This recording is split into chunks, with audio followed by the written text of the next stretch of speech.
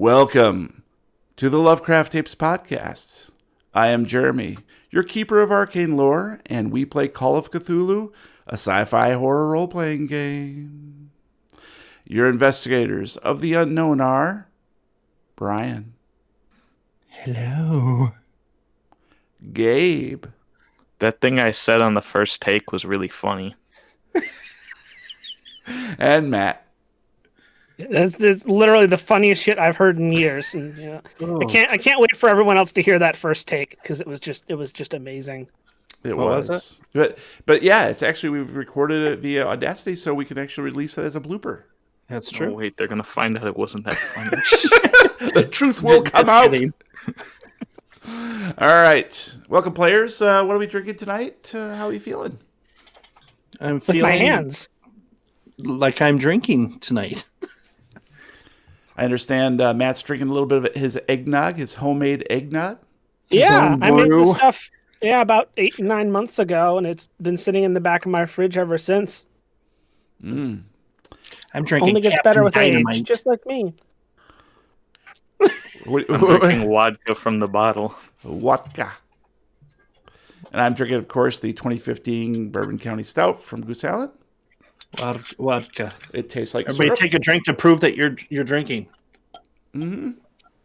Chris wants to know where you got the official Zack Snyder merch.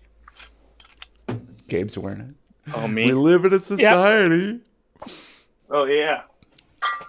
I've had this shirt for a long time. The secret is that it's not Zack Snyder merch. That's excellent. All right, guys. Well, tonight we're going to be answering some listener-submitted questions regarding the podcast and our recently completed scenario, Case 11 Haunted Heart. Spoiler alert to everyone in the Twitch watching, YouTube later, and of course, if you're listening to the podcast version of this, we are going to be discussing all of the nitty-gritty details of this adventure. So if you haven't listened yet, you might want to go back and start at Case 11, Tape 1 Prologue first, or wherever you left off, before listening to the rest of this episode. Oh man, that Bourbon County Stout's kicking in already. You have been warned. This will be spoiler heavy. So chill out. All right. And just also want to let you guys know that we will be, in addition to answering some questions, we do have a few letters from beyond that we're going to sprinkle in here or there. So we had a couple stragglers we thought we'd take care of. All right. Before we begin, this show is brought to you in part by our generous fans and supporters on patreon.com/Lovecraft Tapes. And we're going to go ahead and rattle those guys off. Thank you very much, everybody who's watching, listening. And of course, since I've had a little bit of 14% beer, this could be fun. All right, so we want to do thanks via, and I'm going to rattle these off. So there's probably going to be some duplicates because there was a couple overlaps. But here we go. Thank you. No, they all suck. I could just say thanks, patrons, and that'll be that. All right, thank you to Jordy Rose, Young Old One, Robert Lamb, Atulia, hello Atulia, Barry Robeson, Jordy Rose, Wild Pants, Madeline Turnipseed, Kyle Sherman, Huge Pie, Dakota Smith, Amanda Power, Rain, Chris Parker, I don't know who that is, Jefferson Bell, Brownie Davis, Elizabeth Grieve, Little Rowan Plays. Did I already say Brittany Davis? I'm going to say it again. Brittany Davis. Snow, Olda Polkert, Dom Driver, Frank Delventhal, Captain Vashton, Lobster Johnson, Liz Moonberry, Phil Dickinson, Daniel Hissey, Stephen Gregory, Robert Jameson, Ryan Perry, David Winterman, Shosuro Ajo.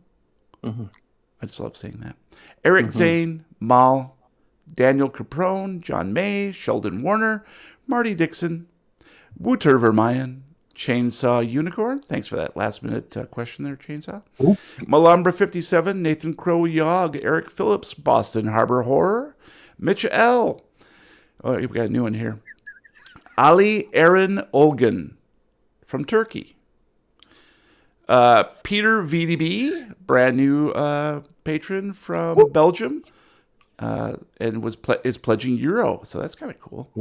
Eric Setterberg, Ba Tran, Gregory Schmucker, Davini Von Zarevich, Hoser _21, Holden Omans, Kevin G, Jeffrey Young, Phil Campbell, Alexandra Kroska, Xylem Graph, Tientai, Nicholas Hutto, John Konopasek, A.E. Jonesy, Robert Lamb, John Emray, Vermillion, Ineptus Astartes, Andrew Petty, Mick Cope, Justin Levesque, Bifford, Rolling Boxcars, and AJ Ake. Thank you guys. Really appreciate all of the support you've given us this scenario, and it's been a great time. So hope you got your money's worth. And, oh God. Big Man in Japan, right there. I'd like to contribute 100 Dogecoin. Dogecoin, is that a thing? I don't know what that is. Oh yes, it's Yes, a thing, it is. sir. I will. I'm gonna donate 100 Venezuelan dollars. Nice. So 50 cents as well. That's not even close to 50 cents. Oh. That is close to 50 cents. All right. I wish. Exactly right. Yes. So before we begin, guys, does one of you guys want to just monitor the chat? I don't have enough monitors. I actually have 3. What do you want me to do? Are you looking at? Just look at the. Keep an eyeball on the Twitch chat, and if I you can see, eyeball. just to let anybody know, if you're on the Twitch chat and you have like a last minute question, flag Matt, and maybe that'd be the best way to go about it. Yeah. Shut that adult site down, Matt, so you can see it better. I think he's at that Right, real sorry. weird kid. Is that your handle on there, or that one weird kid? That one weird kid on Twitch. Okay, cool.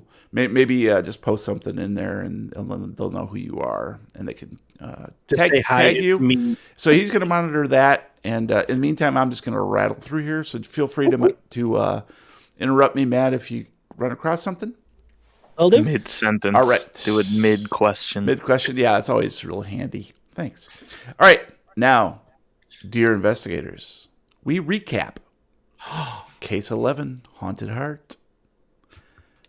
Previously on the Lovecraft tapes.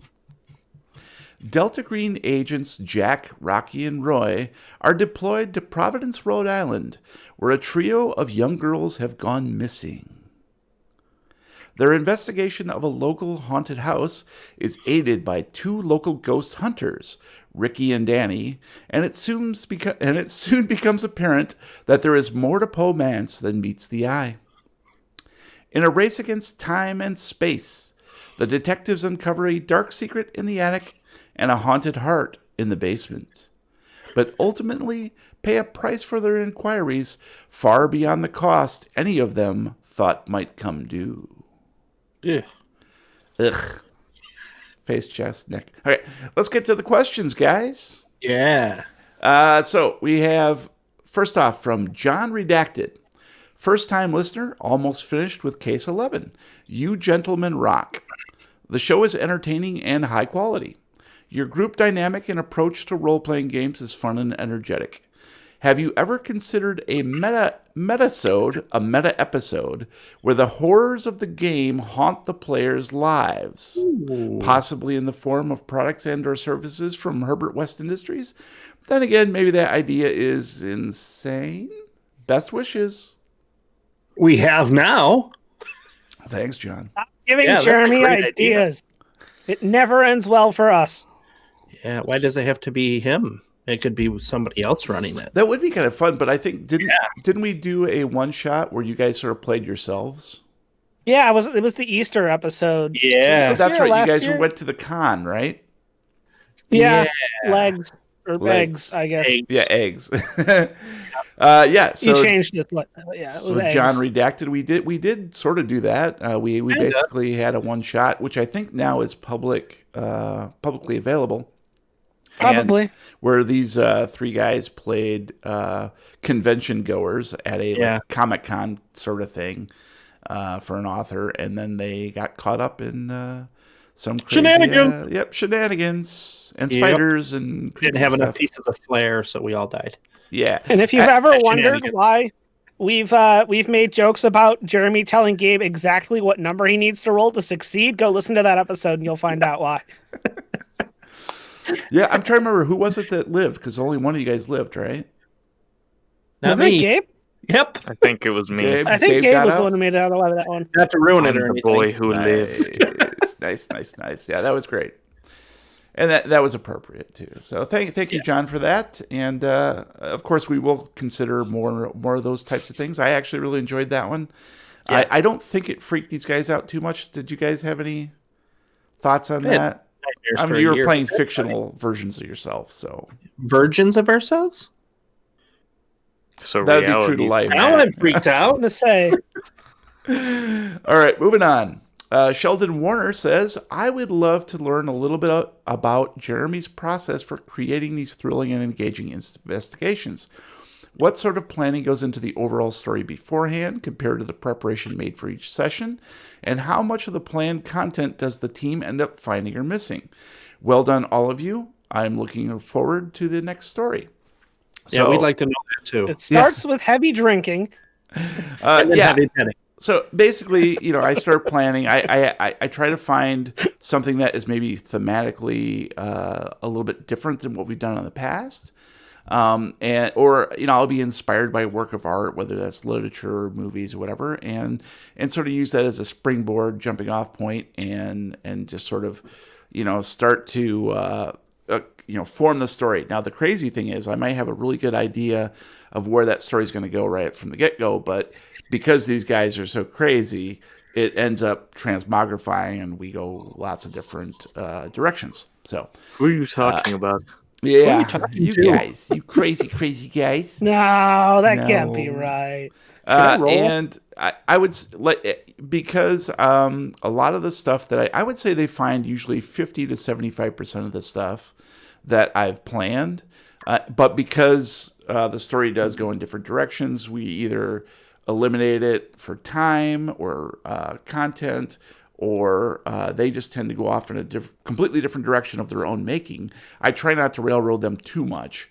If there's it's self-contained mystery, then it needs certain parameters to happen for anything to even go forward. Yeah. But for the most part, I do rewrite the story or change it as we go along to accommodate what they've done. So It's true. We need a little bit of railroading, otherwise we spend half an episode looking in an elevator. yeah, otherwise it's not very interesting to the listener, I don't think. If it were completely formless and these guys were just off doing whatever, I mean, there'd be a certain entertaining value, but you kind of want things to come full circle. You want things to make sense. So that's hopefully that answers your question, Sheldon, and appreciate your support, man. Thank you. Yeah. Okay, next one's up from Wade, who says, just wanted to say that I love your podcast and I'm all caught up. Cool, thanks. Thanks for the hours upon hours of nonstop entertainment. The suspense is real with the cliffhanger at the end of Case 11. I'm beyond excited for the next chapter. Keep up the great work. You're welcome. Was that a question? No, that particular one was just one of the letters. Yeah. That was awesome. Yeah. I'm like, oh shit, I was messing around and missed the question. Yeah, The wait. question was, when is Matt getting kicked off the show? Yeah. Right now. I really appreciate that, Wade. And I will see you guys never. Bye. I think the cliffhanger at the end of Case 11 was a lot of fun. It was something that I had not planned for. This is a great example of something that I just didn't have in the story to begin with. And I kind of had the idea start to formulate right around tape 8, I think. And I was like, wait a minute, this could go this way. And what if this happened? And then boom. And then it just sort of all panned out. I can't wait till we get to the space station. Exactly. Yeah. I you keep waiting, buddy. Going to the moon. Keep waiting. All right, moving on. And I'm going to have a little tough time with the pronunciation of this. I apologize in advance to Nura Rihayan. They are on the Discord, but I can't. I'm not sure how to pronounce that. Nurar Ihayan asks, when Rocky died, he was able to get resurrected. So if Jack is truly dead, does it mean they aren't in the simulation anymore? Any thoughts about that, guys? Am I truly dead? Is Jack truly dead? Yeah, we haven't been in this simulation for a minute, is my suspicion. Yes, Jack I is dead. mean, I came back to life, so Yeah, so, if you follow the question, when Rocky died, he was able to get resurrected. So if Jack is truly dead, which we have said on record, Jack is truly dead, does We it have the mean print that coming. they aren't in the simulation anymore? But that also implies that Rocky was resurrected in the simulation. But we don't. Well, I guess maybe his current condition was achieved in the simulation, or And who's to say you somehow? can't die in the simulation? Right. There's no rule saying that a character cannot die within the simulation. Yeah. So yeah, I guess I would say that yes, it does mean that they aren't in the simulation anymore. Is that what you guys think too? That's what I said. Yeah. You said you haven't so been there. You haven't we been there could be in a still in minute. the simulation then. Do any of the rest of you have any ideas? I mean, Gabe's pretty convinced that you aren't in the simulation anymore. Right. it's a simulation inside of a simulation. I think it's just interesting that the simulation took away the other people while we were inside the house and we didn't hear a thing. It's George's dreams. Ooh. Mm. So it's Jacob's Chuck. Ladder all over again. Chuck's dreams. Yeah, no, it's George the player. We're all in his dreams. Oh god, that would be terrifying. Chaotic. Yikes, that would be spooky. Okay, that was clearly a stumper. Neura, I can't even pronounce it. So thanks for asking that one. You person, you. All right. Phonetically. Ineptus Astartes says, is the woman's voice that opens, closes, and then does some of the sponsorships your wife? Or do you guys Mine? have a really good voice synth? Come on. Also, a by extension question for the whole cast. Do your families listen to the Lovecraft tapes? If so, what do they think of it? So to answer your question, your first part of the question there, yes, that is my wife, Juliet, who does some of the voice work for the sponsorships and the opening and closing. And she has also done, I think, 1 or 2 commercials, maybe even one of the fictional interludes for me. So if I get strapped and I don't feel like, basically trying to emulate a different voice, which I don't mind sometimes, but sometimes I'm just not in the mood. Or if I want to just shake things up in the podcast, then I'll have a guest speaker, whether that's my wife or somebody else. So His wife. So yeah, we do not have a really good voice synth. Everything else is our voices manipulated in some fashion, particularly for Or it's the his commercials. fantastic wife. So, do your families listen to the Lovecraft tapes? And if so, what do they think of it? Gabe? I've shown a couple, and they'll listen to like one episode, and they'll be like, "That was nice," and then that's it. Brian? That's nice. Like that. Yeah, that's like, he's nice. My parents are boomers. I had to explain what a podcast was 3 different times. How about your sister? They don't. My sister's got 3 kids, all under the age of 10, and she's a principal of a school, an elementary school with a lot more kids. So no, she does not listen. But she knows how important it is to me, and she got me a really cool gift for Christmas that she made for the Lovecraft tapes. I thought that was pretty cool. Any listeners that are principals of schools with more than 3 kids, message us. Now, I'm saying she doesn't listen, but I don't honestly know. She's never contacted me about it or given me feedback about it. But then she went out of her way at Christmas time to give me that gift. So maybe she does listen. I don't know. I'll have to ask. Secret admirer. Yep. Matt, how about you? Yes, I have an older sibling who listens to our podcast. No, she doesn't. If you go and listen to one of our Halloween specials I ran, Death House, she makes a guest appearance as a waitress at the tavern. Mm-hmm. How about your parents? And that's it. How about your parents, Matt? No. I'm like, I don't know if I want them hearing this. No, they suck. Matt, And behind you. my answer, of course, is no. So yeah, my wife tries to be a good sport, and she participates from time to time, but she doesn't listen to it. This is not her thing. So Yeah. that's the bottom line. This is I think a very cultured and finite audience. Our families hate us. A very niche market in a lot of respects. Niche, And, some people say. Niche, yes. Market. So yeah, we love and cherish our audience, and some folks it doesn't work for, so that's cool. We're not. It's almost easier, and we don't get all the questions like, "What did you mean by this when you said it?"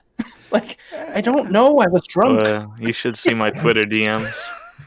Ooh. Can I? Yeah. All right. Cool. Thanks. Sliding on in. Appreciate that. Ineptus Astartes. That was really nice. Yeah, good question. Thoughtful question there. Endless Ocean has a very intriguing question. And it's a sort of a two-parter. What do you think is in the future for role-playing games? And what role do you think Call of Cthulhu has in that future, if any? Wow. It's kind of a deep question. Yeah. I mean, man. theorizing and hypothesizing about what could be, for the future. And Right. I guess I would say that I think that it's probably going to be a bit more digital in some way, shape, or form. I think particularly the pandemic has taught us that what we're doing right now, which we started before the pandemic as a necessity, or even a convenience, is now a necessity for other players. So they're slowly becoming aware of this process and finding out that it works perfectly fine in a lot of respects. So I think role playing will continue to be as big, if not bigger, than it is currently. But I think you're going to see this sort of digital platform taking place, and probably a lot more resurgence of Dungeons and Dragons and Call of Cthulhu as a role-playing game on video platforms to a better extent than it has been represented in the past. Yeah. Much more. And I think as long as people are enjoying it, they're going to keep playing it. They're going to keep making content, and they're going to keep putting it out there until it's not fun anymore. We don't put this out there for, we got to get this on the schedule so we can get it out there so our listeners can get. We play this every time because we love it. We love getting together and the adventure of it and being creative together. That's why we do it. If it wasn't fun, we wouldn't do it. At the end of every scenario, we have a meeting and we talk, do we still want to keep going? And we all say no, but Jeremy says, you get in that fucking seat and you do your work. Goddamn and right. then we do, and we enjoy it. That's right. You have fun, fuckers. Well, I know, Matt, you're a pretty big proponent of VR. Do you ever think like role-playing games can go that route? Oh, were you actually seeing what you experienced, like real-time generation? Yeah. Yeah, with the continuing increase in adoption through platforms like Oculus, where you can now get a totally wireless inside-out tracking VR headset for, $500 or less. It's becoming a lot more prevalent in the consumer market. And as that grows and that picks up steam, VR along with AR, I think are going to become really, really great platforms for role-playing games. Especially with some of the things I've seen, like I think AR more so than VR, like with some of the things I've seen, like with HoloLens from Microsoft, where you can just put on a pair of glasses and, all of a sudden you can see, a table in front of you becomes your tabletop where you're playing, and you can see your friends' avatars sitting around the room. Wow. And, Pretty cool. And once you get, the tech and the fidelity, I'd love to be, like, oh, you roll a dice on your virtual tabletop and it can read it with your glasses. And I mean, there's a whole other world out there when you apply like VR and AR to things like tabletop role-playing games. And then, like 100-year future dream, like, Ready Player One style, full body immersion, running around, actually doing things would be, I think, like the pinnacle of any kind of role playing. Actually putting yourself into that situation, into that world where you can see, feel, hear, and do everything you want to do without the restrictions or limitations of physicality. Yep, and I think porn is the industry that will actually push that technology. It'll launch it, and then It it'll always go off does. the other. Yeah, It but always yeah, does. porn has done a lot of mean- great things.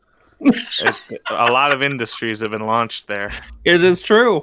It is Mhm. true. like the You Lovecraft laugh, tapes. but yeah. That's where I sell my new product, the stick with the rag on the end, so you can wash your back because you never get out of your chair. Use when you're signing up for premium, use code Arroyo at checkout. There's a checkout. OnlyFans. Ooh. OnlyFans, only Monica.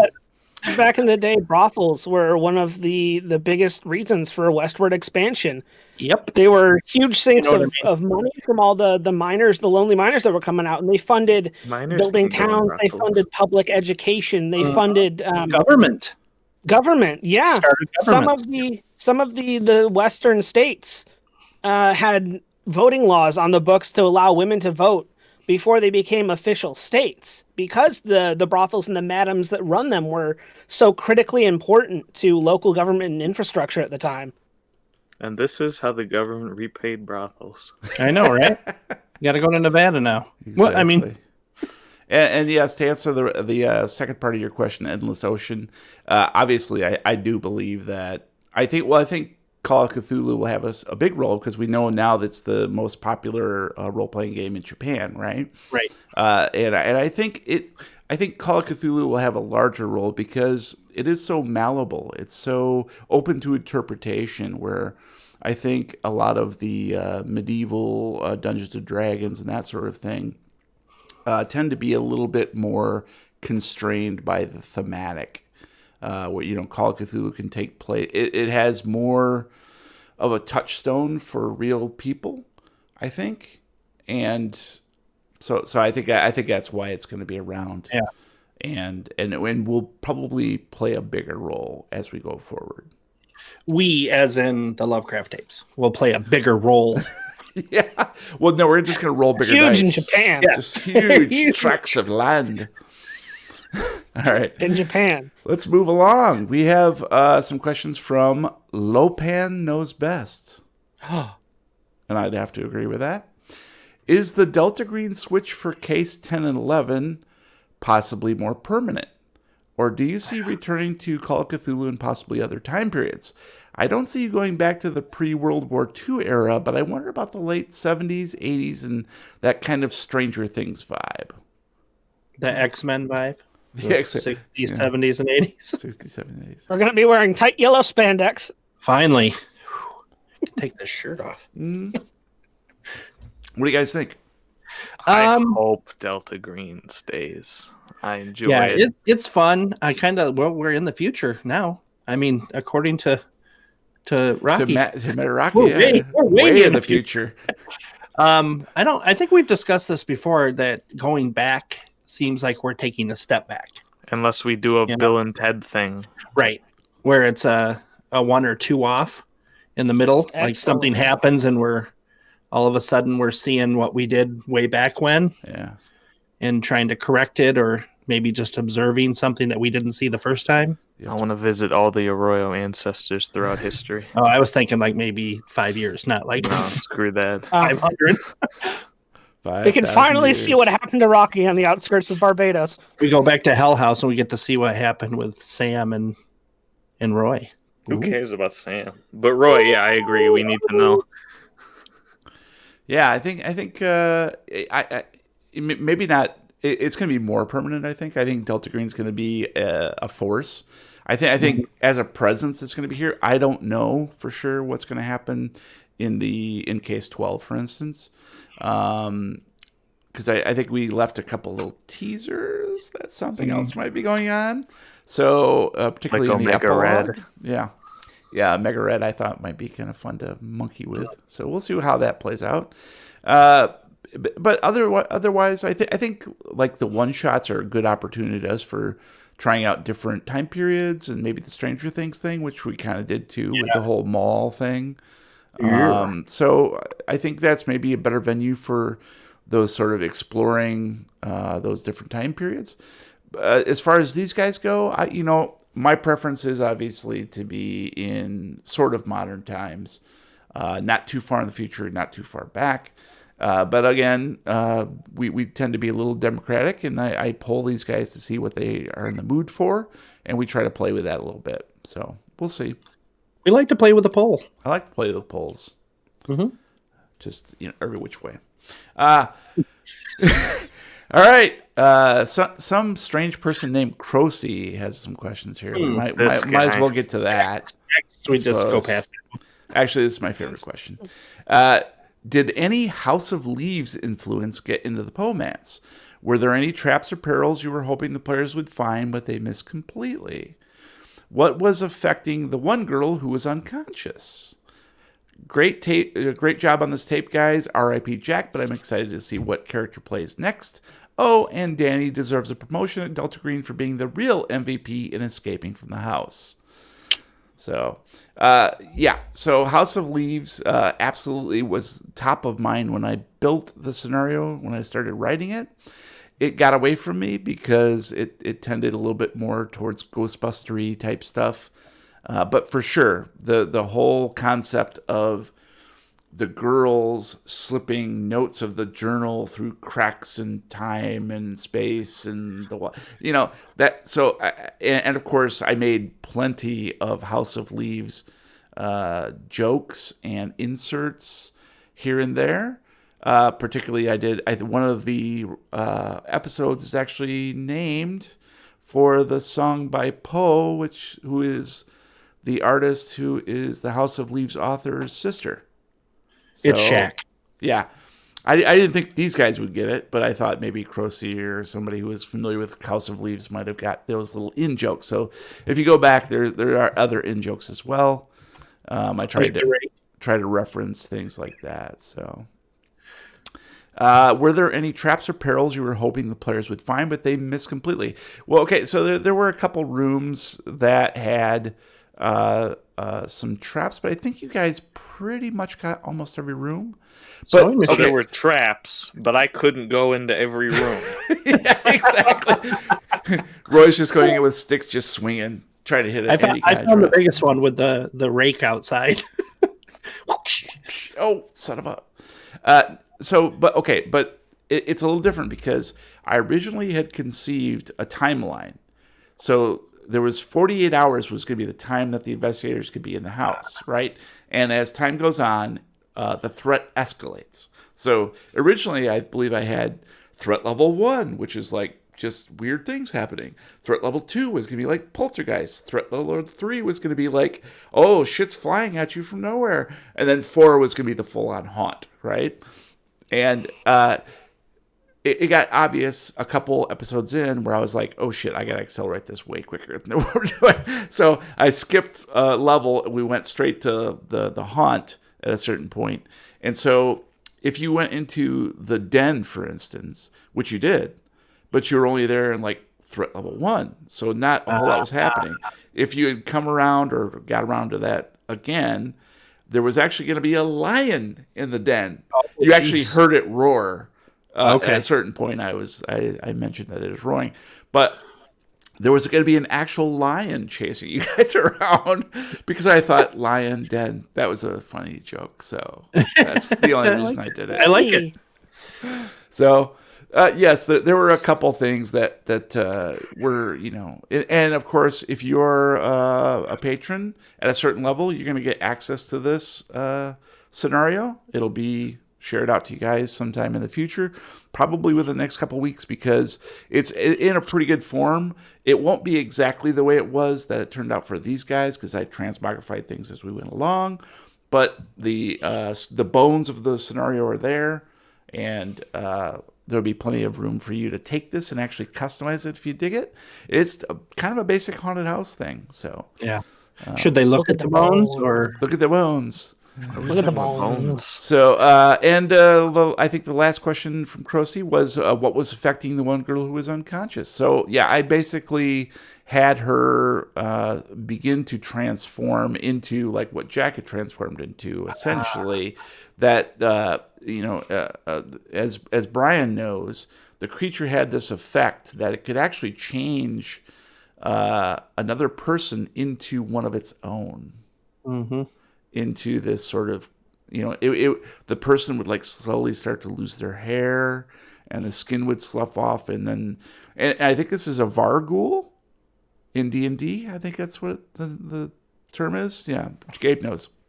So I basically use that template, the Varghoul, and I wanted to show that being in the house for more than a certain time frame on the other side in the beyond part was affecting you physically.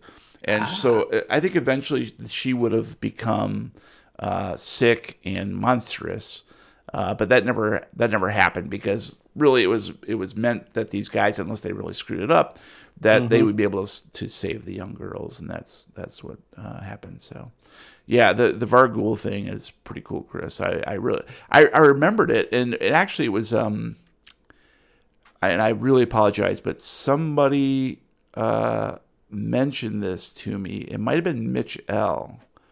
in Patreon when I said, "Hey, do you guys got any ideas like scary things that you're afraid of?" And he mentioned, I believe, this creature, not the Varghoul specifically, but a similar creature in mythology. And that was back in November or something, and I was like, "Oh, that's cool." And I sort of absorbed it, and then it came to be in the thing without me actually remembering that they had. so it came out. It came out. Yeah, it was a good idea, and it actually fit really nicely. And I just love the image of Jack's head ripping off. Me too. Spoilers. Yes, I Like love a 3 out of 5. I love it. 3 out of 10, you mean? And of course, 5 out of 7 with rice. I hope Danny comes back, because I actually loved playing her, and I thought she was fun, and she's just cool. She hangs out with Roy. Just so much fun. So I think she's out of the simulation at this point. Righto. All right, I think next one's a letter from Tomas, who says, "I have been meaning to write this for such a long time, but since I listen to your podcast during my workouts or long walks, I tend to forget once I finish." Me too. Twice right up. I have listened to all of your podcast series over the period of 2 years, and I have associated so many locations and memories with it. This podcast, being a horror podcast for me, is more of a comfort podcast. All of your voices and stories make me feel happy.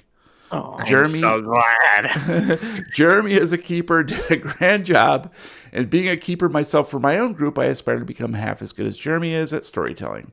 And on top of that, I love player role-playing so much so that it feels like the players are actually becoming the characters, which is really hard to find. And your metagaming is so good, it seems it's like a part of the story. All in all, great podcast. One of the 2 favorite podcasts that never failed to entertain me. So thank you, Tomas. Yeah, what's the other one?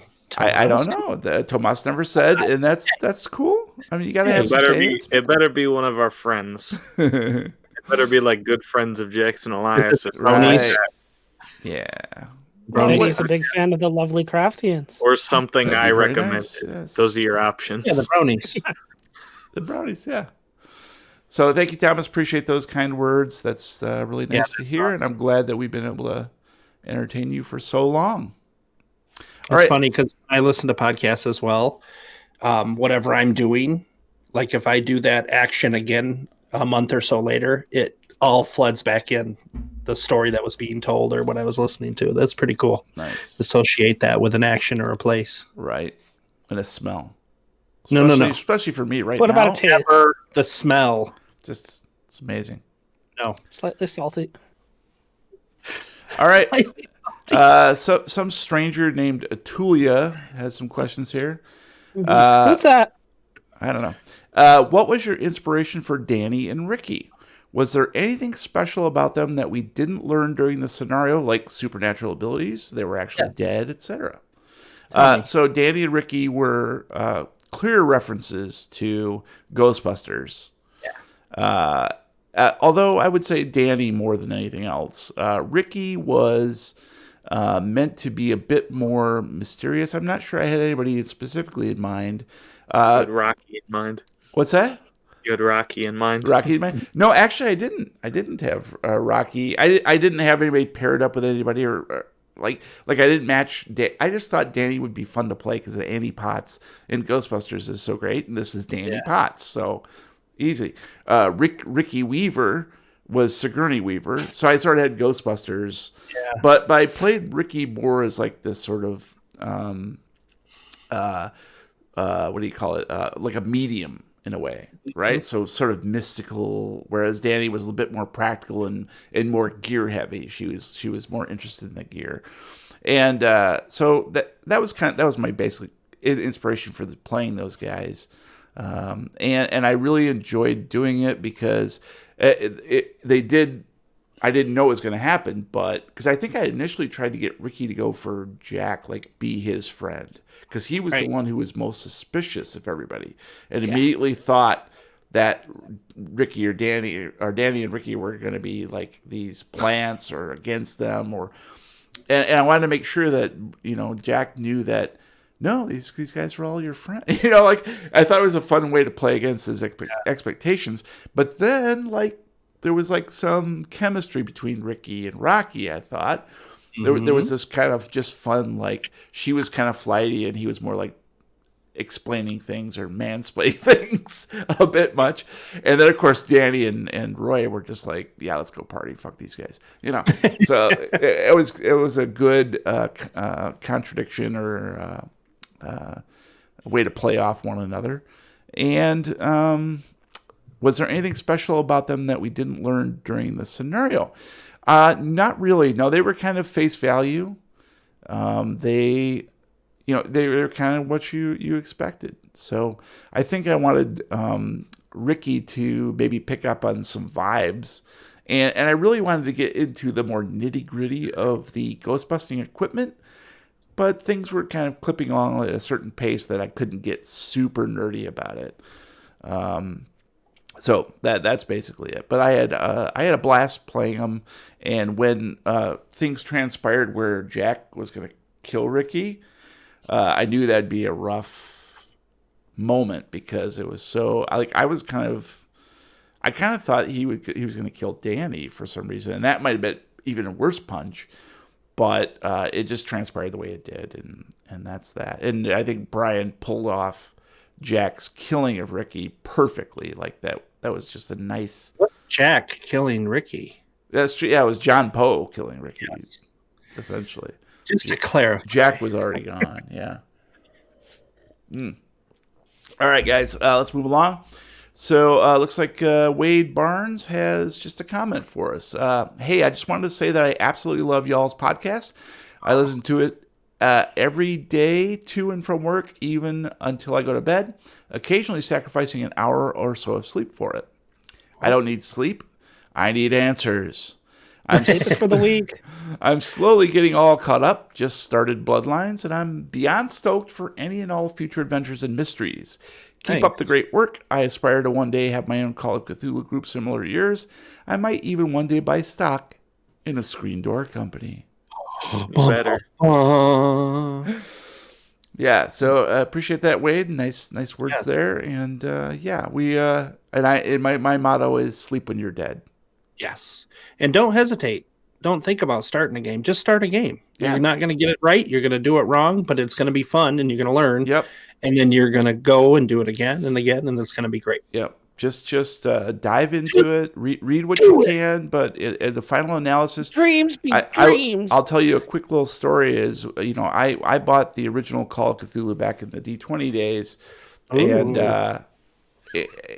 because I was enamored with Lovecraft and the whole thing, I went out and I bought the book, and it was back in the 80s, it was like that. It's money, it's a lot of money when you don't have a lot of money, right?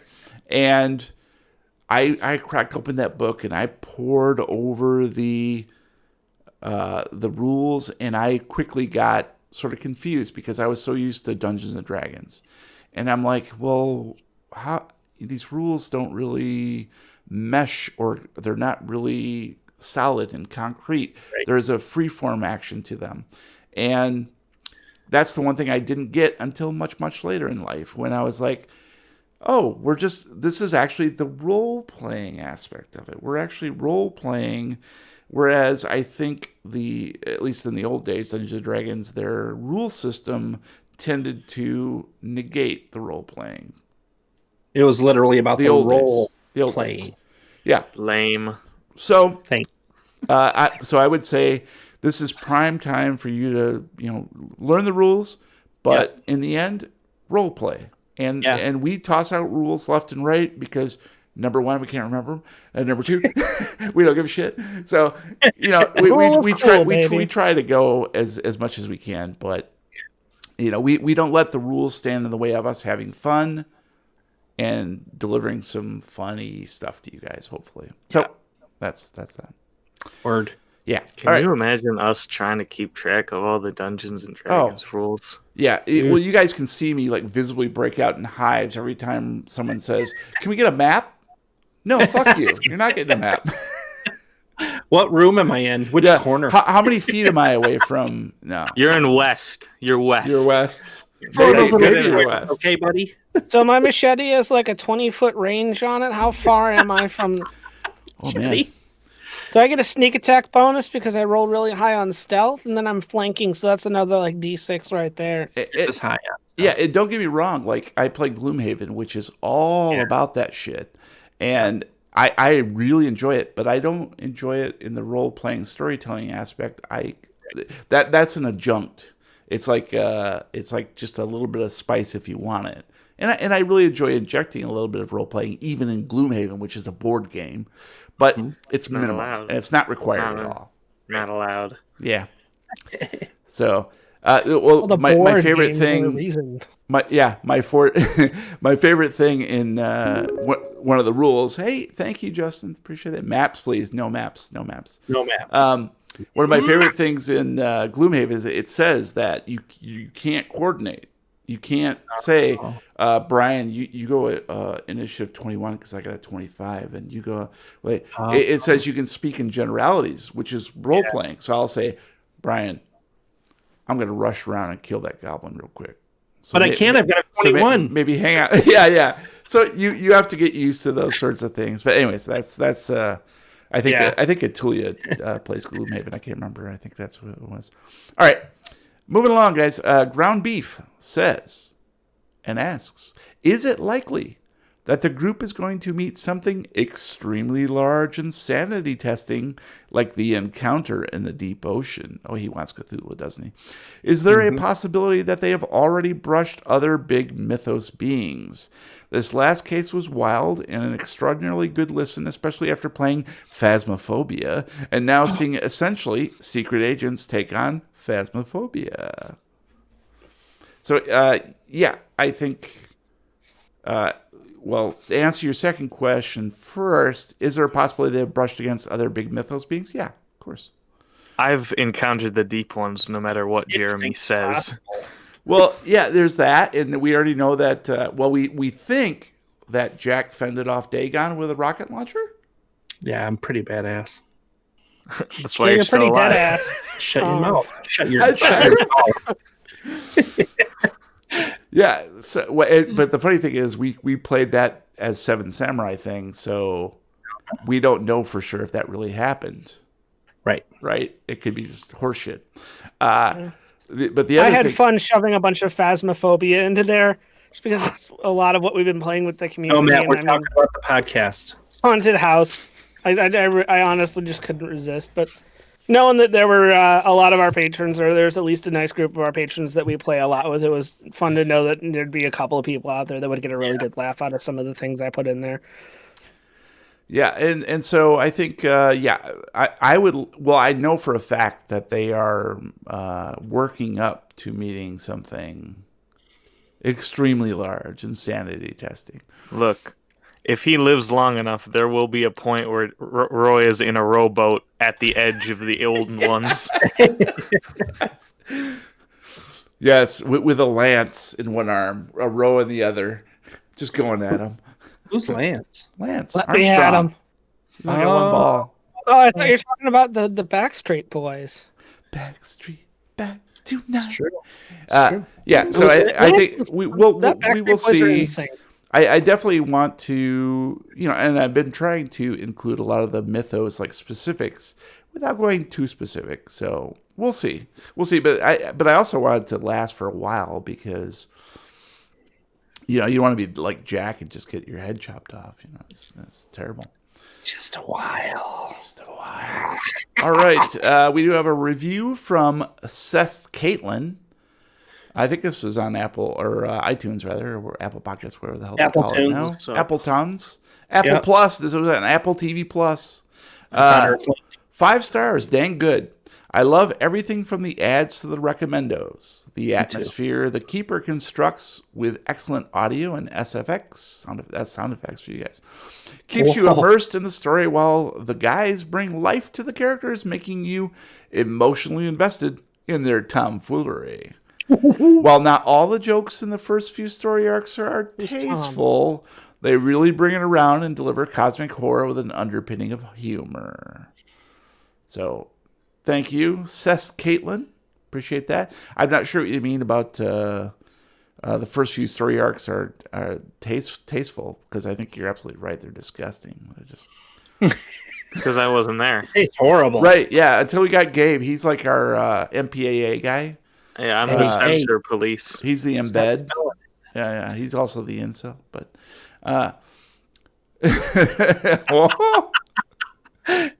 His reaction. hey, what hurts?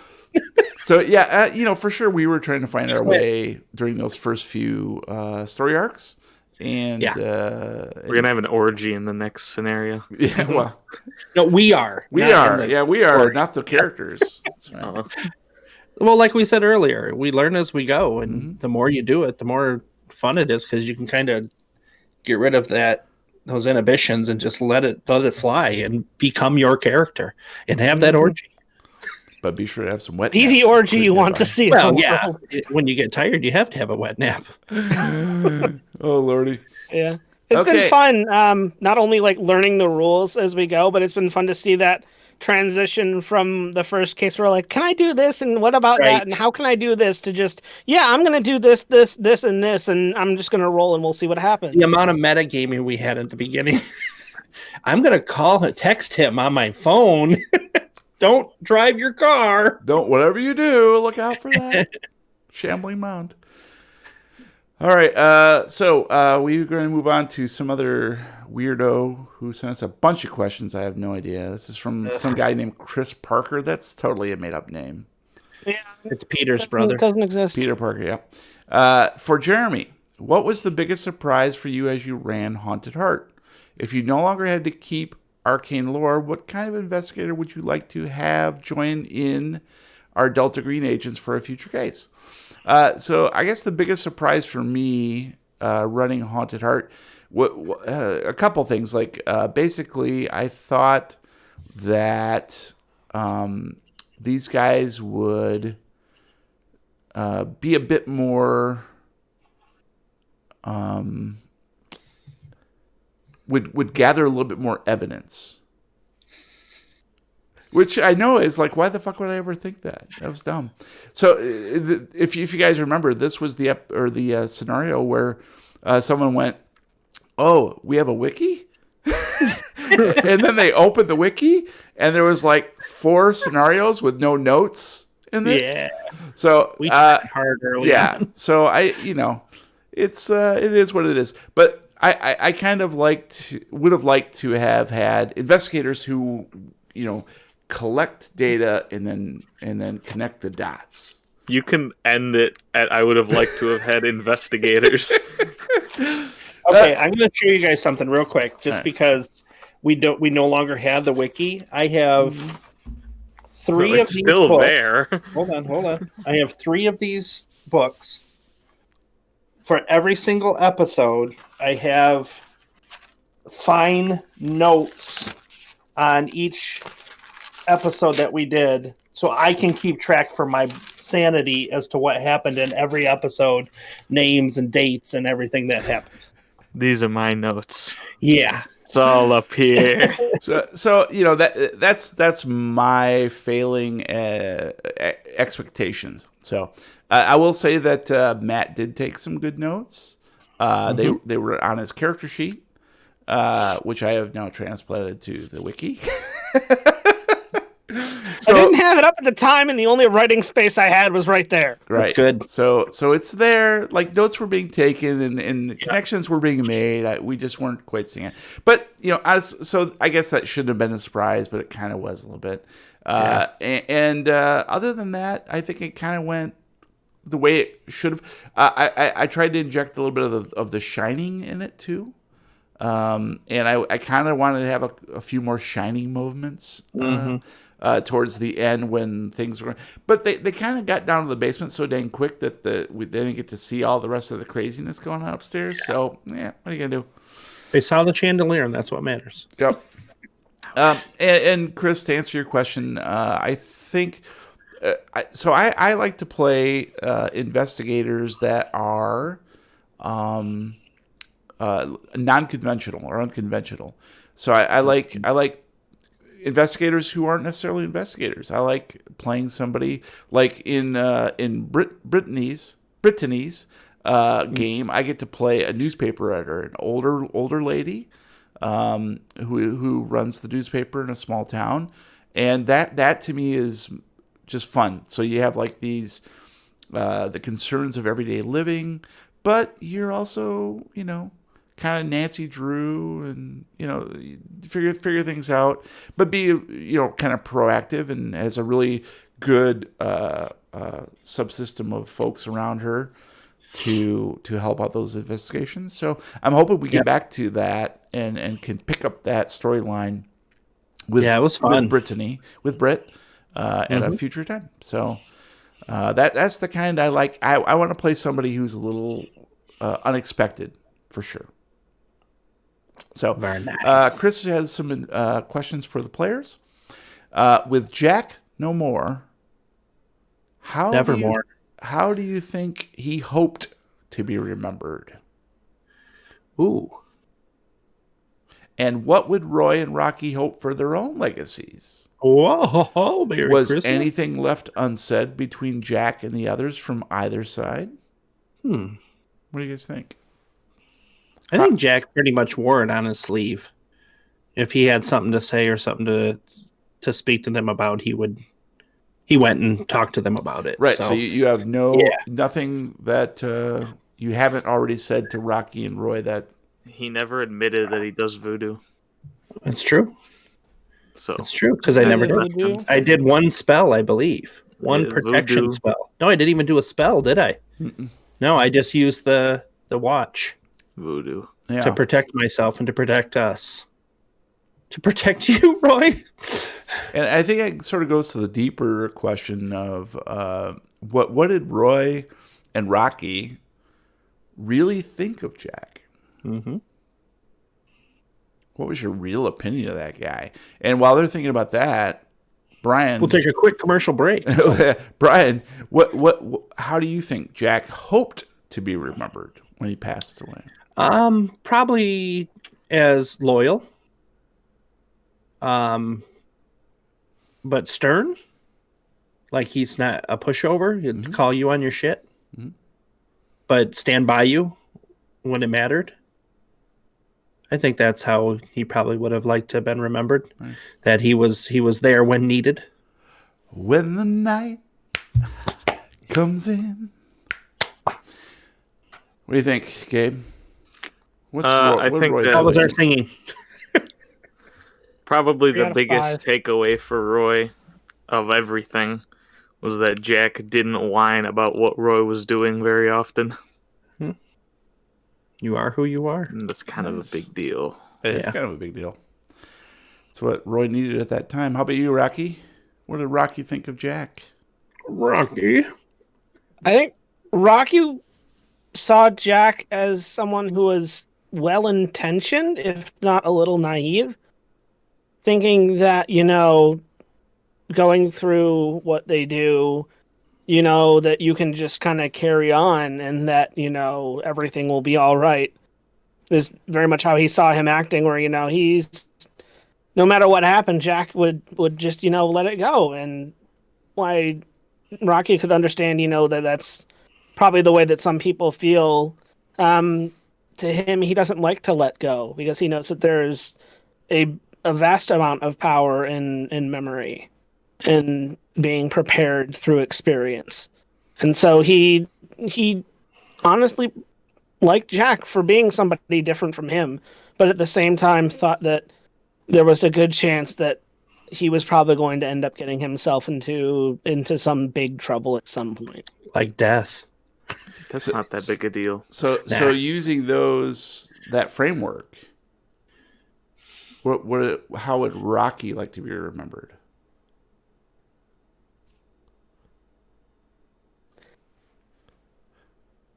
I think for Rocky, that the best legacy he could leave is none whatsoever, in a sense. He doesn't care for spotlights. He doesn't care for statues or memorials or songs. He just wants to do what needs to be done to protect everyone else. He's seen all, the whole gamut of things that are out there in the shadows, and he feels like it's his responsibility to make sure that nobody else ever has to deal with that the way he did. So if he goes out, saving the rest of the world and nobody ever hears his name again or never mentions him again or ever knows that he saved them, that's the best possible outcome for him. Nice. And how about you, Roy? As the greatest man who ever lived. Oh boy. Okay. Yep. I think that answers your questions, Chris. Just to go to this goes to show you that, yeah, we play characters, but we actually care about our characters. We actually put a lot of feeling into our characters. A lot of Gabe's answer could be like, ha ha ha, but he puts a lot of work into Roy. He really does. And obviously Matt puts a lot of work into him. And I put a lot of work into Rocky too. That's true. And Jack just keeps putting so much work into other characters. I used to. Exactly. All right. We just got a couple more here before we get to our questions. Adam Cody has a comment. Just says, "Hey guys, I love the podcast. I've been binging it since I found it. I was looking for your Boomstick Brews online when I discovered that there was a Boomstick Brewery in Eastern Canada, Newfoundland, where I was born and grew up. I thought you'd like to know if someone snaked your name. Yeah, we knew that. Anyway, I love what you guys do and keep up the good work. Appreciate that, Adam. Appreciate you listening. Awesome. Yeah, I did Boomstick Brew, I believe, before... Yeah, you did. The Newfie brewery did. Well, but I'm homebrew. You never licensed it. No, I own it.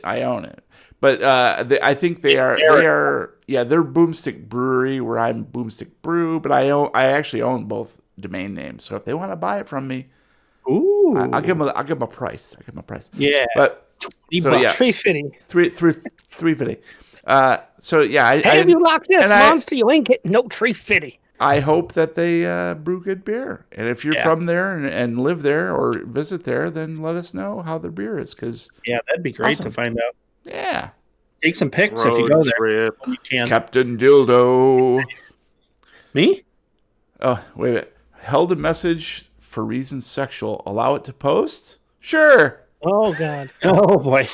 Oh, dildo? They flagged dildo. That's so fucking stupid. Okay. Oh, it's sexual. Dildo. Well, you should listen to what we're talking about, buddy.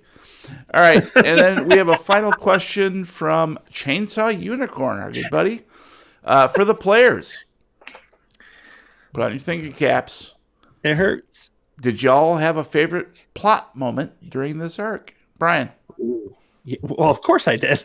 What was your favorite plot arc? When I got to switch characters midstream. Didn't even shake it off. Midstream, I just switched. Yeah, that was fun. That was really fun. I confided in Jeremy how nervous I was. I felt as a player anxiety and fear because I was betraying my fellow players and my friends. When I murdered one of the other characters as a player, murdering obviously, as a character, it was an evil character, but I felt so bad. I felt horrible, but it was fun.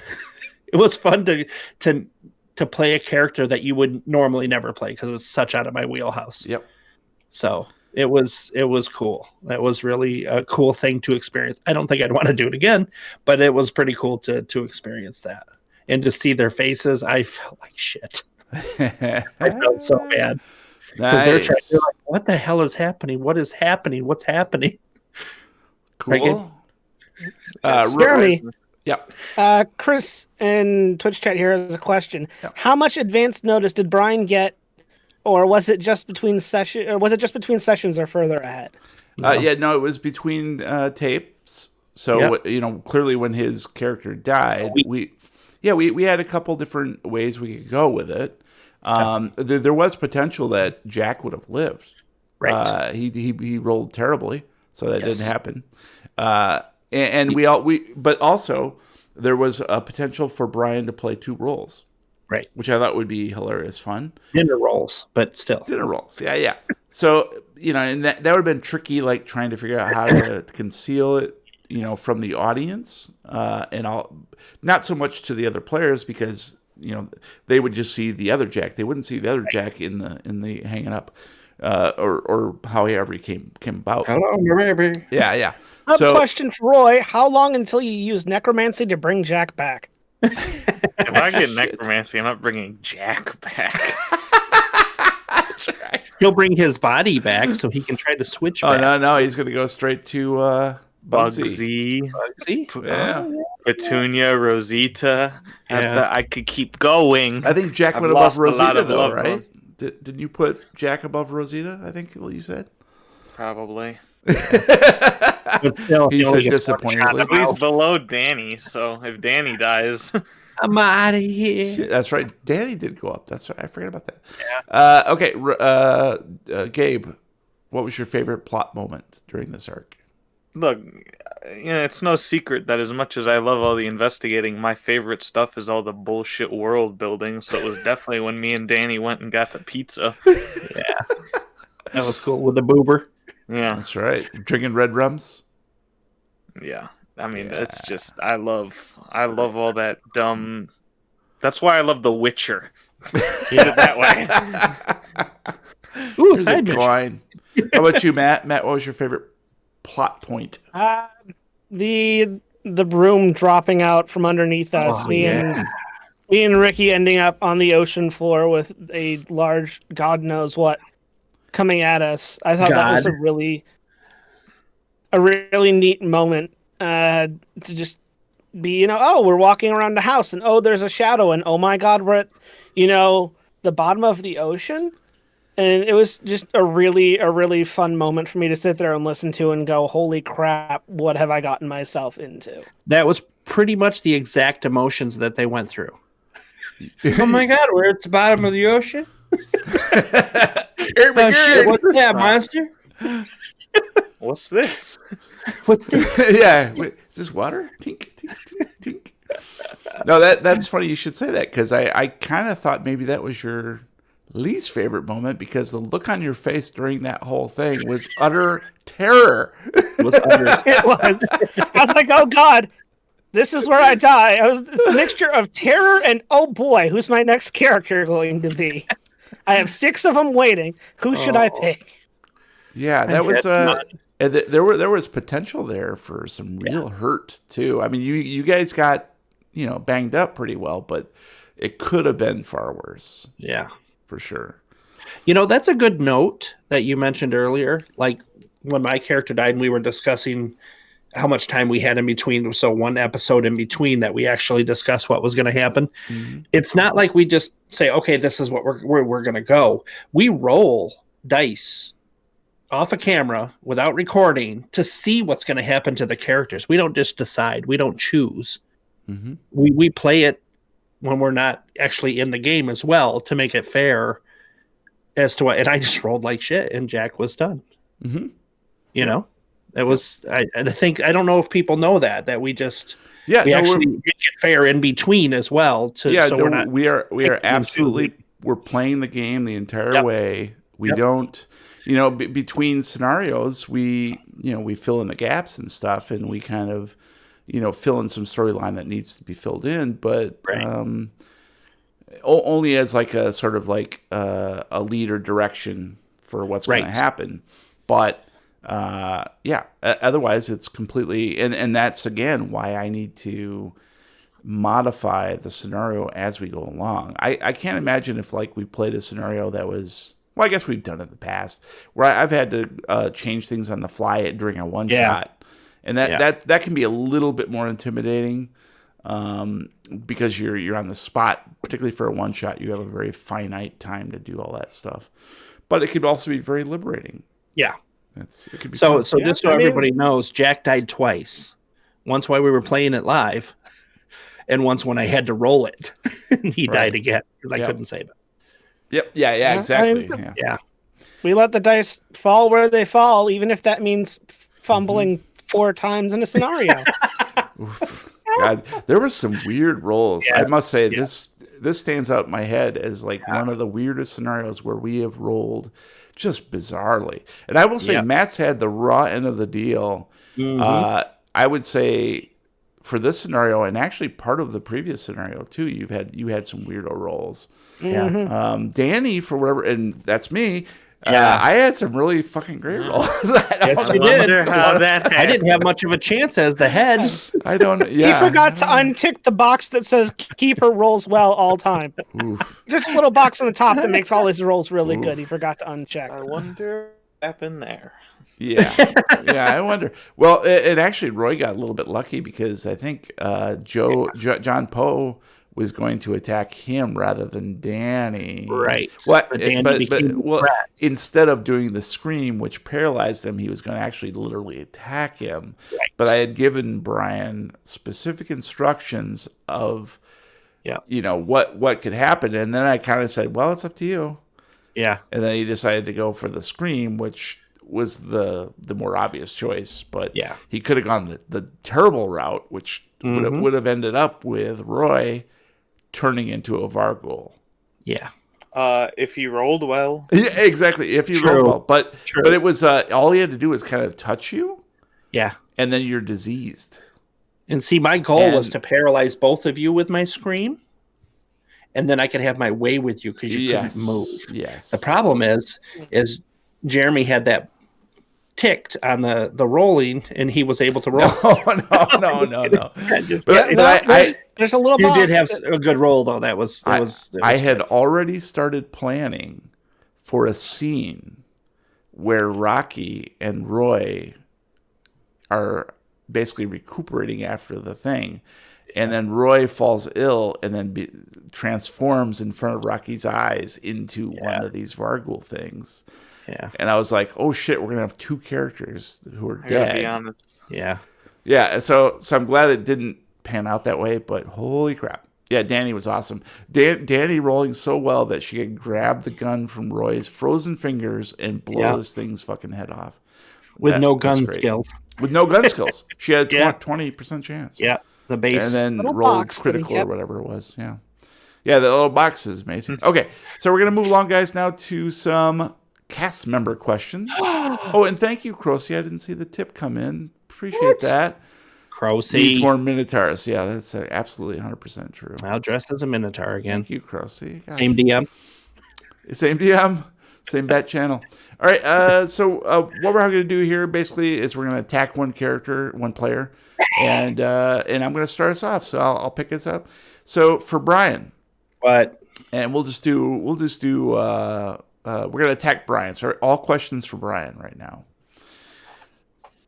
Your new character is Pippa Chatterton. Yes. An unmarried 38-year-old realtor originally from New York City. Hold on, let me get my Pippa notes. New York City? Why did Pippa leave New York? And what was her past love life like? Why did she bring her salsa with her?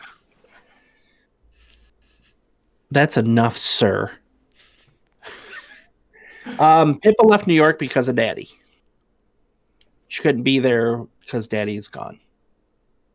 And she didn't want to be, she wanted a new start something fresh. She's always been a screw up. She's always bounced around. Not much of a love life at all. She's never really had an interest in it. Mm-hmm. But the moving to a new area and starting fresh, becoming anybody that she wants to be, that's why she's left New York. Okay. Yep. So no past love life at all? Nope. Dated in high school, but it was because everybody was dating in high school. Okay. Never had an inkling or a pull to date anybody or to be with anybody. Very comfortable with herself. Just wants to experience life. Okay. Nice. All right, let's do this. I'll just go ahead and ask the rest of my questions, then we'll move along, and you guys can ask all yours all at once. Changing it up. You Huh? change the rules to benefit yourself. No way, no one can steal your That way I can question. take it. I get it. What is Give my this? voice The a little bit of a election? break. All right, Gabe. A recent key connection for Roy was a fear of loss of identity. Having seen Jack's transformation into the John Poe flying head monster must have triggered a little PTSD. How do you think Roy will be affected long term by seeing a close friend literally stripped of his identity? How will that impact you? Roy is just...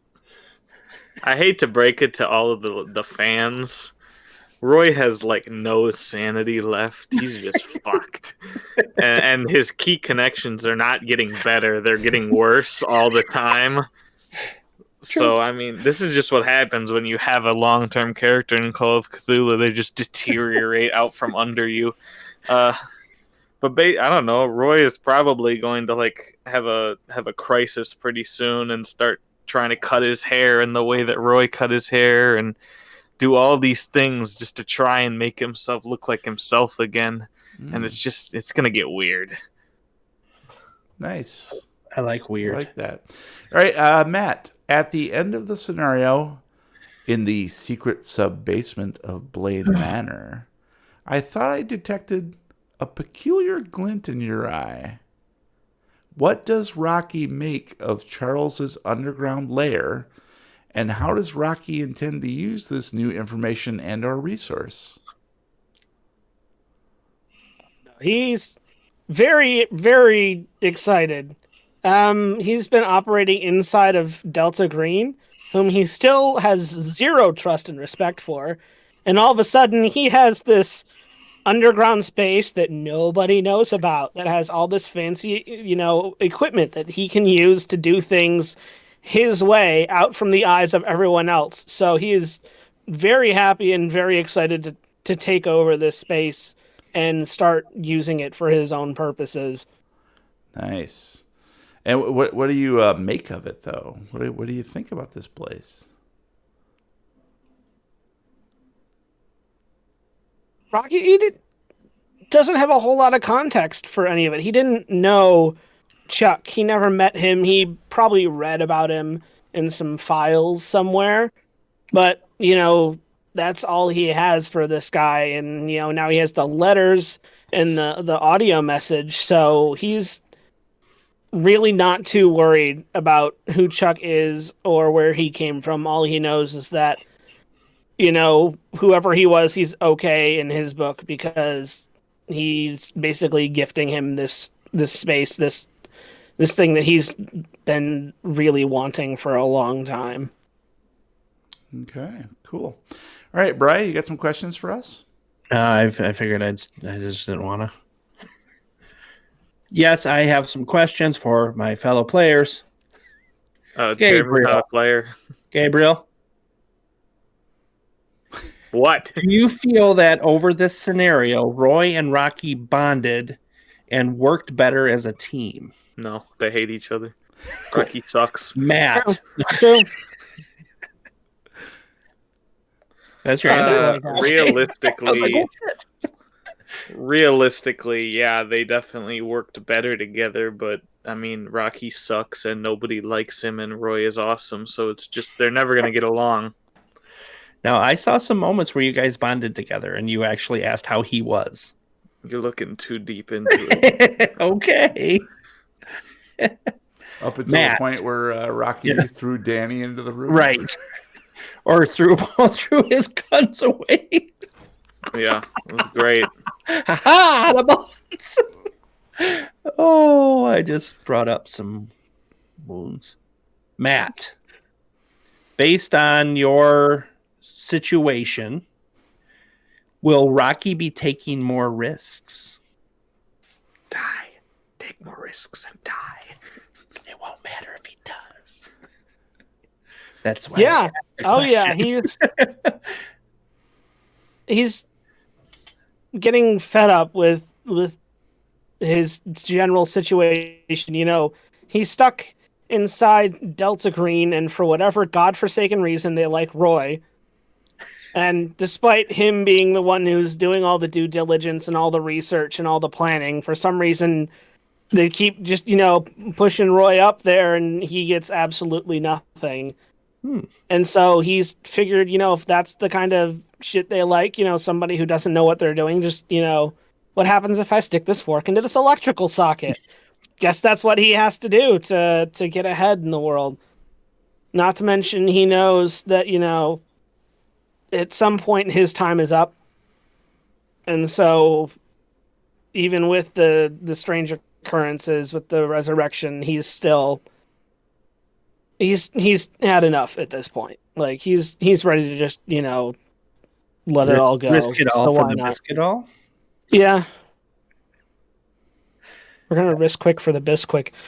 Ooh, biscuit. Fluffy biscuits. Jeremiah, Yep. were you a bullfrog? Yes. In another live, rip it. You kind of answered this, but I still want to know the full truth, and please be honest. Yeah. What secrets? Was this scenario an attempt to wipe out the team to start fresh? No. Really? Lies. No. Okay. No. Well, You know with you're under oath. the timeline It ticking never down, is. the timeline ticking down, Objection. and all of the powers you gave Poe Mm-hmm. to murder and tear Murder, apart. death, kill. It almost seemed like that was the case until the roles came. No, absolutely not. No, I Okay, I never, ever, ever. No, I do warn you guys occasionally from the get go. I'll be like, just FYI, things Yes. could get shitty. I remember that warning. Yeah, But when you it- hear it and- so much, you don't think anything of it until you get in the knee deep of it. Yeah, And then no, you're like, I would never do that. I don't believe in the total party kill. I know it's nice to start fresh, and if it's not us making that decision, you know what I mean. It's easier for us to move forward and start something fresh. But Yeah, curious. I was just curious. I didn't think so, but just wondering. And just a little inside baseball to all of the folks listening and watching. At the what we're going to do at the end of this particular episode, once we're done streaming, is we're going to have a quick meeting, a little podcast meeting, and He's going to announce which one of us is going to die in the next scenario. yeah, well, Yeah. So, but We're gonna roll for it. I always give the players the opportunity if they want to switch their characters. If they do, then we can orchestrate some sort of exit. Now it could be anything. It could be like Roy just saying, "Yeah, I've had enough. I'll see you guys," and I'm walking transferring. away. Or we could orchestrate a big thing that would give them a proper send off in the way that they want that to happen. So far, they've opted for the most part to just continue along with their characters, which is fine. But in the case of any scenario, the dangers and risks are always stacked against them. This is Call of Cthulhu. This isn't D&D. This isn't Shit. So the reality is that they can die from shitty dice rolls or whatever at any time, and it happens. And we try to flush out the story and give them enough structure. And if they want to move along and do something different, if maybe they're getting bored with the character, we don't know. And I totally don't blame them. They could, and if they opted, let's say, if Roy said, if Gabe says, "Yeah, I'm going to let retire Roy," well, and then 2 scenarios later, he's like, "I want to play Roy again." Okay, great, let's bring Roy back. So they have that opportunity anytime. Oh, I'd like to bring Jack back. Unless they're I'd like dead. to. Can we bring Oh. Dan back? I'm looking to play Dan again. Can we? Can I send Roy to rehab and then bring him back with full sanity? Well, yeah, if you make your rolls, because Oh. there's a dynamic for that. So there's a whole True. set of rules.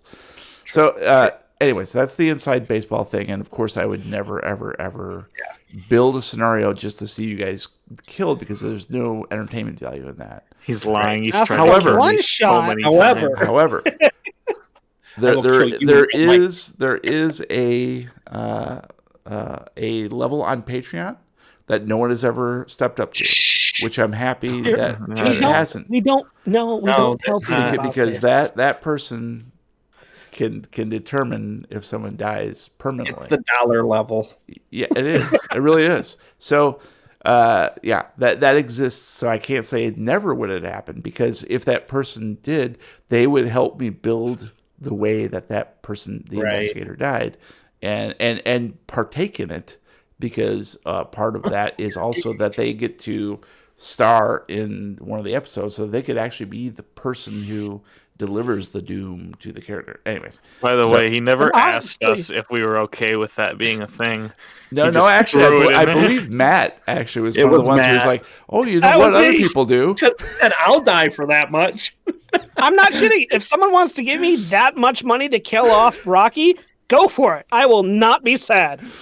No, Especially can't if be. you know how much that other will cost. characters. Exactly. It's You a don't lot. get all the money, moron. Yeah, that's how that works, though, right? Like I get Nope. the Nope. oh, All right, Brian, does that No. answer your question? Yeah. All right, thank you. So He has been pissed off when he failed to kill Roy before. He's lying, but we'll ask this question again next Q&A. all right, Gabe, you got your ups, so your questions. All right, I'm gonna start with Matt because I had a different question, and then you just gave me a new, better one.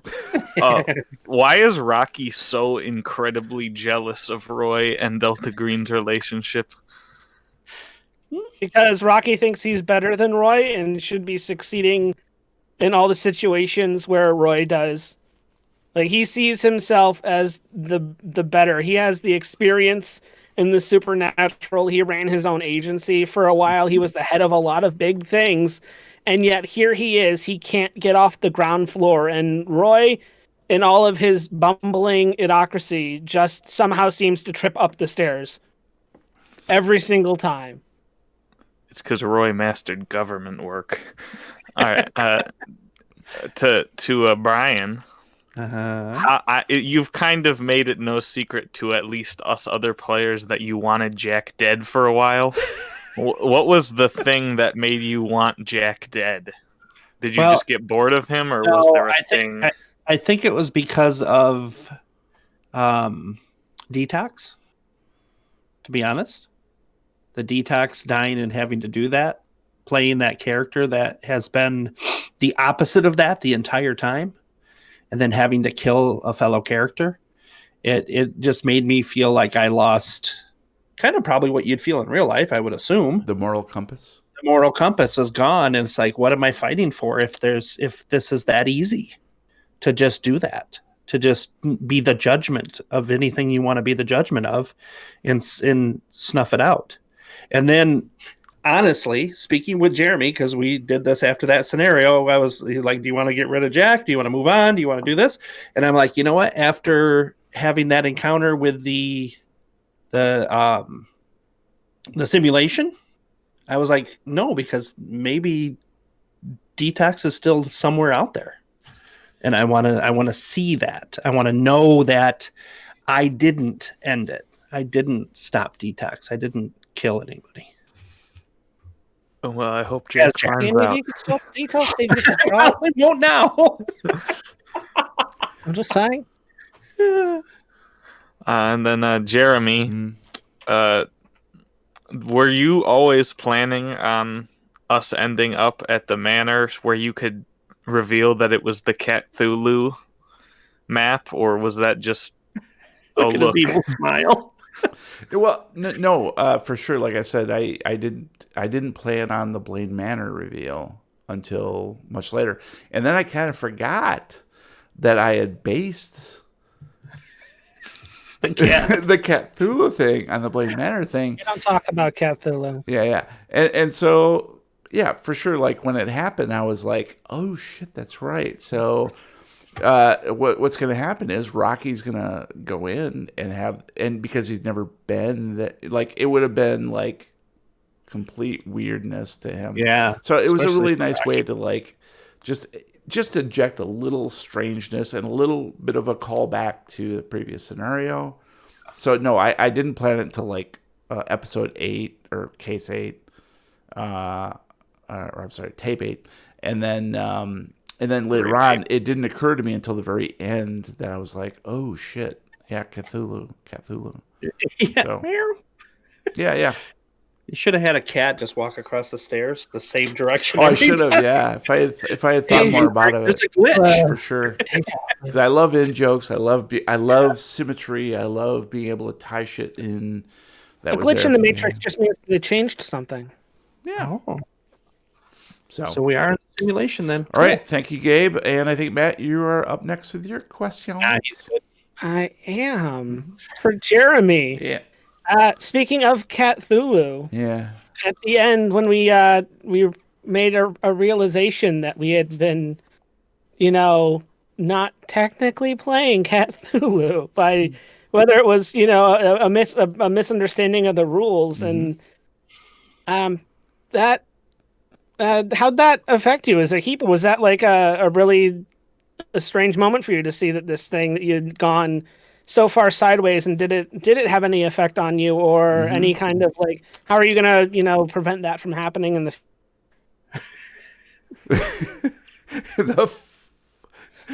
Sorry, Happening you when, froze man? everybody. You froze everybody. You're still in the Matrix. But no, to answer your question. Is that a cat behind you? Yeah, no, you guys remember, like, when I discovered it, it was like, holy fuck, did we really fuck this up so badly? So yeah, it was not cool, and that I couldn't believe it. I went back and I listened to the tapes, and I'm like, wow, how did we go completely opposite of what it should have been? I couldn't believe that none of us had caught it, even though I went back and I listened to, like, me reading the rules. Okay, here's what happens. Here's the dice rolls. Blah blah blah, and then we proceeded to do the exact opposite. So it was like. So there was that moment of horror where I'm like, are we going to have to scrap this whole fucking thing? Right. Are we going to have to start over? Like, re-record 3 or 4 episodes or whatever the hell it was? Yeah. And then I was like, well, wait a minute. If you take out the dice rolls and the exact, and you only keep the reactions, right? Of like, oh, I failed. Right. Rather than I rolled a happy and a sad or whatever the hell. You could actually, that's the magic of the editing of the podcast, is you can snip those out and people don't really know the difference. We can lie to our listeners. Yeah, Yes. essentially that's what we had to do.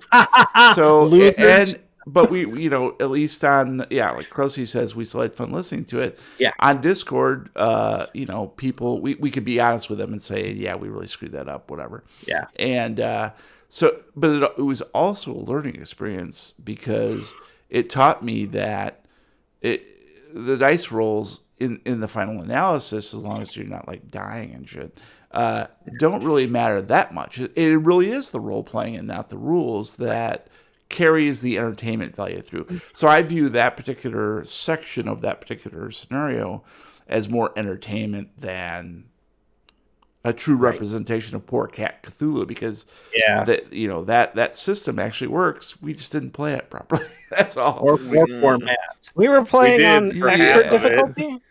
Right. Yeah, right. Yeah. Yeah. It was a really interesting experience, and I'm really glad it's done. And Matt wanted to play again. I said no, we can't. yeah, exactly. Yeah, it was frustrating on some levels, and On some levels. obviously that was not fun. But it actually, rolled as Crocy says, it actually turned out to be a decent story. Of all the scenarios, Gabe actually rolled well. He's like, "Oh, this is great! I'm doing good." I know. I Which, when you wonder. think about it, means that technically He you rolled failed everything. terribly. Exactly. I wondered too. Like, like it. it just contributed to being a different kind of story, and injected wrongly some suspense. Yeah. Some anger. Jellicle cats. And anger and reactions, like what is No going beehole, on, yeah. and Jellicle. so It's one So of like that's 3 times ever that a player just gave up mid scenario. Yeah. Yeah. I don't blame him though. there's that was too. off. Well, I'm one of the people who did that. So Angelical cats. So that's my answer. I'm sticking to it. Who else you got, Matt? Brian. this is the only question. What did you think about Cthulhu? With Pippa being your third character, you're back to playing a female character. I am. Girl. Yeah, you're back to playing a grill Ew. gamer. Icky. No girls allowed. Yes, that is true. Good question. Gabe, do you have a question?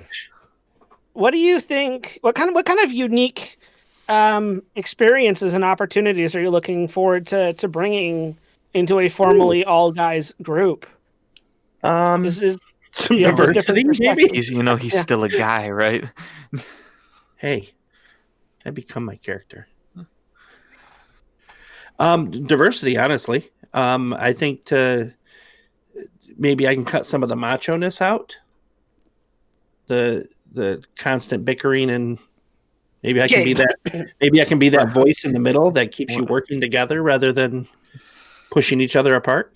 Rocky has no machismo in his body, so I don't know what you mean. Yeah, he's lactose intolerant, dude. He can't have any machismo. Not Cheesemo. It gives me gas. Yeah, nobody wants that. We're in a confined space. I would like to interject that one of my favorite parts of Case 11, Tape 12 was when Pippa magically appeared alongside Rocky. After saying, He's like, Reactionary fist around. so good. I can't wait to Matt, get one into more a massive question. argument with you Pippa. can do it. I can't wait to make Pippa cry Good luck. Gabe. at a challenge. So, Roy somehow managed to squeak by yet again. Because he's awesome. End of question. That wasn't a question. But I do have the question I do have for you is where do you see him going from here? I mean, you've kind of already hinted that you think that it's the start of that downturn for him, but are you looking forward to like enjoying that downhill slide into oblivion? Or are you gonna keep trying to pull Roy along for as long as you can and just prolong that forever? Level out. Pull up. Just be honest, as long as he's not dead, his sanity level is not that important to the character. But kind of to the party. Nah, I hope Roy lives forever. I've been open about this, Yeah. and I think that the less sane he is, the more fun he is to play. So I do want to lean into it at some point, especially since I've done a pretty good job at solving key connections, and this one I have not done a good job of. So that's gonna start weighing on him because Roy's not really known for He's pretty. I don't know. He has kind of problems when he doesn't able to do what he wants to do. Mm-hmm. I don't know if you know that about him. So yeah, No. I'm excited for his sanity to keep dropping, assuming that there isn't some psychiatric breakthrough. You become enlightened. I will achieve nirvana. Scientology. Yeah. Good to go. Xenu. He gets it. It only cost me $10 million, and I am That's now it? cured. That's a deal, man. But now you have it. All We're right. sponsored by Leah Remeni. Thank you, Matt. Does that satisfy your questions, guys? Yeah. No. Right. Well, I know we've gone a little bit late, but I would like to thank everybody for watching and listening. And that's going to be it for this episode of the Lovecraft Tapes. Thank you. for listening. Please subscribe on whatever podcast platform you prefer. If you like what you hear, please leave us a review. Xenu Bucks all day long. Meanwhile, you can find us at lovecrafttapes.com with links to all our hashtag recommendos and social media channels, including Reddit, YouTube, and our Discord server where you can chat with us in real time. You can find me on Twitter at Lovecraft Tapes. If anybody knows a really great underground lair interior decorator who's looking for some work, you can hit me up on Twitter at The Real Weird Kid. I'm looking to go, maybe leaning a little more modern, but you want a little bit of that underground, like rustic cave thing still going, little homey. If you know what I'm talking about, you know where to find me. Run long. And if anyone wants to get into any argument about anything with me, you can find me at Lovecraft Gabe. If all the patrons could scooch in, I'd like to give you guys a big hug. But I'll do it on Twitter. You can reach me at Brian Podcast. Until next time, roll for sanity. There's a next time? There's a next time, baby. Thank you, guys.